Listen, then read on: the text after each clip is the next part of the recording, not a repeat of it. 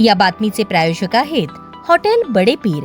आमचा पत्ता विजापूर वेस आणि दुसरी शाखा जिंदाशाह मदार चौक सोलापूर। नीट व टीईटी पेपर फुटी प्रकरणाच्या निषेधार्थ सोलापूर शहर युवक काँग्रेस आणि शहर काँग्रेस कमिटीच्या वतीने सोमवारी 4 पुतळा चौक ते डॉक्टर बाबासाहेब आंबेडकर चौक असा मशाल मोर्चा काढण्यात आला।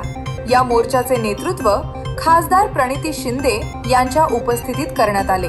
केंद्र व राज्य सरकारच्या विरोधात जोरदार घोषणाबाजी करत केंद्रीय शिक्षण मंत्री धर्मेंद्र प्रधान आणि राज्याचे शिक्षण मंत्री दादा भुसे यांच्या राजीनाम्याची मागणी करण्यात आली। यावेळी बोलताना खासदार प्रणिती शिंदे म्हणाल्या, एकेकाळी महाराष्ट्र शिक्षण क्षेत्रात देशात अव्वल होता, मात्र सध्याच्या सरकारच्या काळात शिक्षण व्यवस्थेची मोठी अधोगती झाली असून पेपर फुटी ही नवी व्यवस्था बनली आहे।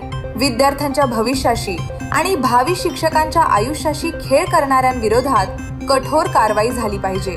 त्यांनी पुढे आरोप केला की पेपर फुटी प्रकरणातील दोषींना मिळणारे राजकीय संरक्षण तात्काळ थांबवून अशा घटनांना आळा घालण्यासाठी कठोर कायदा करण्यात यावा। जोपर्यंत केंद्रीय शिक्षण मंत्री धर्मेंद्र प्रधान आणि राज्याचे शिक्षण मंत्री दादा भुसे यांचा राजीनामा होत नाही, तोपर्यंत हा लढा अधिक तीव्रतेने सुरू राहील, असा इशाराही त्यांनी दिला। या मशाल मोर्चात शहर काँग्रेस कमिटीचे अध्यक्ष चेतन नरोटे, युवक काँग्रेसचे अध्यक्ष गणेश डोंगरे यांनी नेतृत्व केले। तसेच काँग्रेसचे पदाधिकारी, कार्यकर्ते आणि विद्यार्थी मोठ्या संख्येने सहभागी झाले। हे फोडाफोडीचं राजकारण चाललंय, सत्तेसाठी आणि पैशासाठी चाललंय। आज टीईटी आणि नीटचे पेपर फुटीचे मशाल आणि महाराष्ट्र हे एक पुरोगामी विचाराचं राज्य आहे। शिक्षणामध्ये अव्वल नंबर असलेलं हे राज्य आहे।